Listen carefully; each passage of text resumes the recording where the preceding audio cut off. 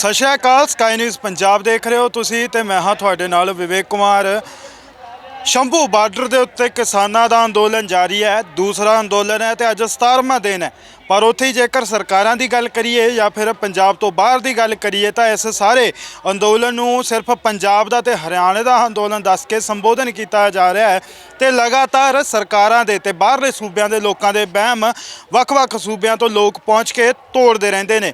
सो अज दा इंटरव्यू हिंदी दे विच होण जाएगा क्योंकि जिहड़े साडे नाल इत्थे नौजवान मौजूद ने बाहरले सूबे तो आए ने। सो इधर वाले जिहड़े दो नौजवान ने ये राजस्थान तो आए ने, ये मध्य प्रदेश तो आए ने। सो लगातार बाहरले सूबियां तो भी जिहड़ा पंजाब के किसान अंदोलन नूं हमायत मिल रही है। तो गलबात करांगे। भाई साहब, आप राजस्थान से आए हो, आपकी प्रेस कॉन्फ्रेंस भी सुनी, तो जैसे हरियाणा में किसानों को तंग किया जा रहा है, क्या राजस्थान में भी इसी प्रकार से तंग किया जा रहा है? देखो, तंग तो पूरे भारत में किया जा रहा है। जितने भी किसान के अगुआ है, कहीं न कहीं गिरफ्तारियां भी हो रही है, दबाया जा रहा है, डराया जा रहा है, पर किसान डरने वाला नहीं है। पूरा राजस्थान उठ के खड़ा हो रहा है। धीरे धीरे राजस्थान में बहुत अच्छा काम चल रहा है। जल्दी आपको देखने को मिलेगा, जैसे ही यहाँ से कोई बड़ी कॉल मिलेगी, राजस्थान में बहुत ज़बरदस्त प्रोटेस्ट होगा। और सरकारों को समझ लेना चाहिए, ये किसान की लड़ाई है, किसी व्यक्ति की लड़ाई नहीं है, या किसी विचार की लड़ाई नहीं है, या किसी एक क्षेत्र विशेष की लड़ाई नहीं है। एमएसपी हम सबको चाहिए। एमएसपी का गारंटी कानून किसको नहीं चाहिए? पूरे भारत को चाहिए, हर किसान को चाहिए। अगर पंजाब हरियाणा की ये बात करते हैं तो पंजाब हरियाणा में मुख्य फसलें होती है गेहूँ और धान। इसकी एमएसपी तो पहले से ही मिल रही है।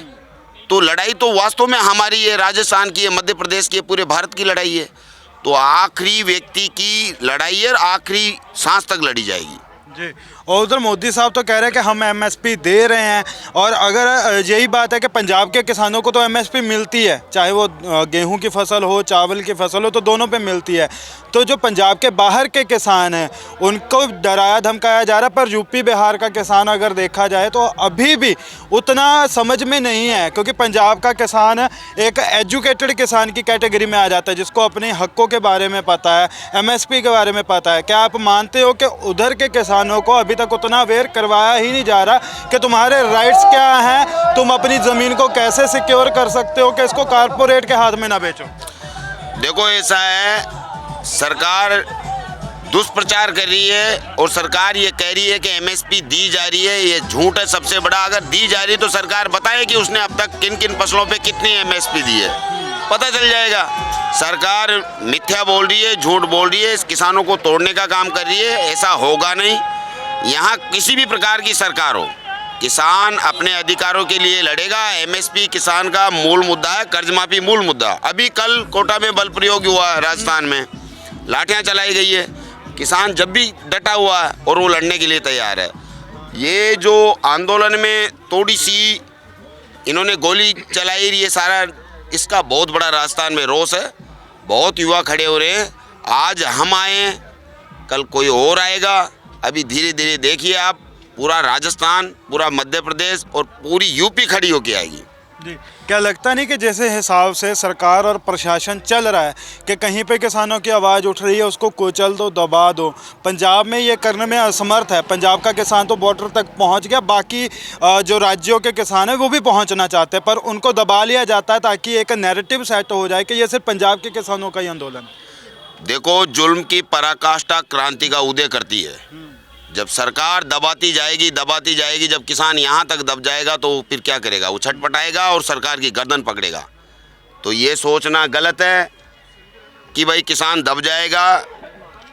हमेशा जितनी भी दुनिया में क्रांतियाँ हुई है, आंदोलन कह लीजिए, क्रांति कह लीजिए, दुनिया में जितने भी परिवर्तन हुए हैं वो जुल्म की पराकाष्ठा से ही पैदा हुए हैं। सरकार जितना दबाएगी, किसान उतना ज़बरदस्त तरीके से उठ के आएगा। हम भूमि में बीज डालते हैं और वो बीज अंकुरित होकर बाहर आता है।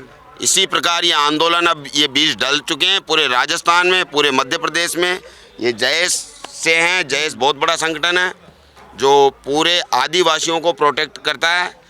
हमारे रवि सोंदड़ भाई है जो दौसा से हैं।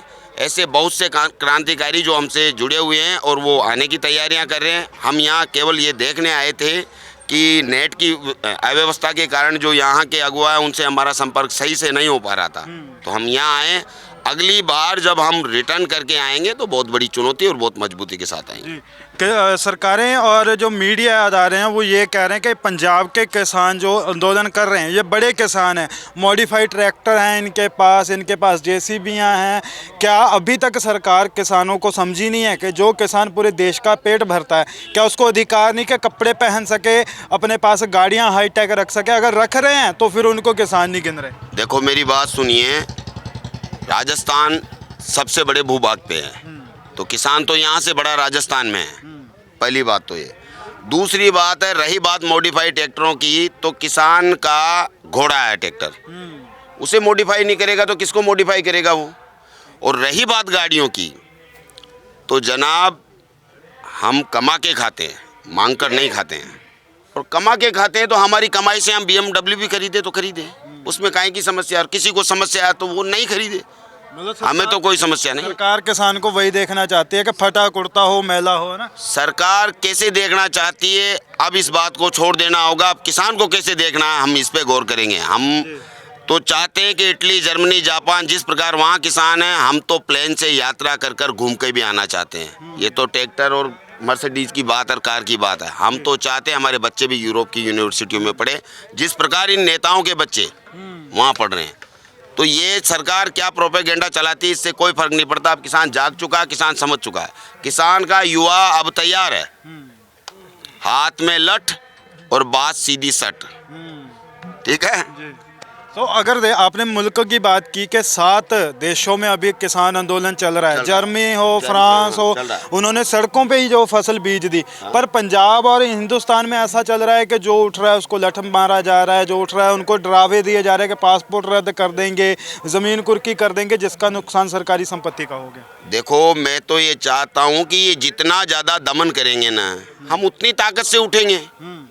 पहले भी आंदोलन आपने देखा, पहले आंदोलन में भी सरकार ने दमन करने का पूरा प्रयास किया और किसान उठा और ये सारे बॉर्डर तोड़ते हुए दिल्ली पहुंचा। बस इसी प्रकार का उपक्रम फिर होगा और हो सकता है उससे बड़ा उपक्रम होगा। सरकार को जितनी ताकत है दमन करने की लगा देनी चाहिए। किसान भी अपनी ताकत लगा देगा, हम भी हमारे हल से जोत देंगे, इन सड़कों को फिर खेत बना देंगे। आज ये सड़कें जिनको ये रोक रहे हैं फिर खेत बना देंगे, काहे को रोकेंगे? ये बड़ी लड़ाई है, आखिरी व्यक्ति की लड़ाई है, आखिरी व्यक्ति तक जाएगी और बहुत बेहतर तरीके से लड़ी जाएगी। आप राजस्थान से बैठ के समर्थन करोगे, राजस्थान में भी बड़े प्रोग्राम करोगे, या फिर शंभू आके किसानों को ज्वाइन करोगे? देखो यहाँ से जो भी कॉल मिलेगी, राजस्थान का हर संगठन उसे फॉलो करेगा। अगर यहाँ से कॉल मिलेगी कि राजस्थान में मोर्चा लगाना तो राजस्थान में मोर्चा लगेगा। अगर यहाँ से कॉल मिलेगी कि यहीं आना तो यहाँ आया जाएगा। जी बहुत बहुत धन्यवाद। सो ਇਹ ਸਨ ਸਾਡੇ ਨਾਲ ਰਾਜਸਥਾਨ ਤੋਂ ਆਏ ਨੌਜਵਾਨ ਜਿਹੜੇ ਇੱਥੇ ਕਿਸਾਨਾਂ ਦਾ ਸਮਰਥਨ ਦੇਣ ਦੇ ਲਈ ਅੱਜ ਸ਼ੰਭੂ ਬਾਰਡਰ ਪਹੁੰਚੇ ਨੇ ਤੇ ਇਹਨਾਂ ਦੇ ਵੱਲੋਂ ਸਿੱਧੀ ਚੇਤਾਵਨੀ ਦੇ ਦਿੱਤੀ ਗਈ ਹੈ ਕਿ ਜਿਸ ਤਰੀਕੇ ਦੀ ਕਾਲ ਪੰਜਾਬ ਦੇ ਕਿਸਾਨ ਆਗੂਆਂ ਦੇ ਵੱਲੋਂ ਇਹਨਾਂ ਨੂੰ ਜਾਏਗੀ ਕਿ ਰਾਜਸਥਾਨ 'ਚ ਅੰਦੋਲਨ ਕਰੋ ਤਾਂ ਰਾਜਸਥਾਨ 'ਚ ਅੰਦੋਲਨ ਕਰ ਦੇਣਗੇ, ਜੇ ਇੱਥੇ ਆ ਕੇ ਸਮਰਥਨ ਕਰਨਾ ਪਏ ਤਾਂ ਇੱਥੇ ਪਹੁੰਚ ਕੇ ਵੀ ਜਿਹੜਾ ਨੇ ਉਹ ਸਮਰਥਨ ਕਰਨ ਦੇਣਗੇ। ਸੋ ਇਹਨਾਂ ਦੇ ਵੱਲੋਂ ਜਿਹੜੇ ਹੋਰ ਫੇਕ ਨੈਰੇਟਿਵ ਜਿਹੜਾ ਸਿਰਜੇ ਜਾ ਰਹੇ ਨੇ ਉਹਨਾਂ ਦੇ ਉੱਤੇ ਵੀ ਜਵਾਬ ਦਿੱਤੇ ਗਏ। ਕੈਮਰਾਮੈਨ ਅੰਕਿਤ ਦੇ ਨਾਲ Vivek Kumar, Sky News Punjab, Shambhu border.